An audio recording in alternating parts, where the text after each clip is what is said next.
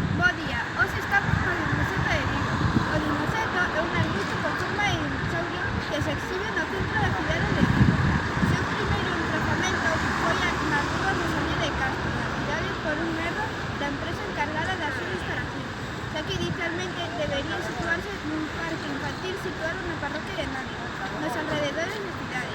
Porén, o Dinoseto converteuse de inmediato nun éxito nas redes sociais, o que provocou que se ubicase permanente na zona urbana da cidade, concretamente na centro de Porto do Sol. En este lugar onde se pode visitar actualmente, en que se converteu nun dos grandes atractivos turísticos da cidade, converténdose nunha tradición para que os turistas se fan unha selfie na plataforma que se sitúa xunto á escultura, como foi o caso de Pedro Sánchez, candidato á presidencia do Goberno de España para o Partido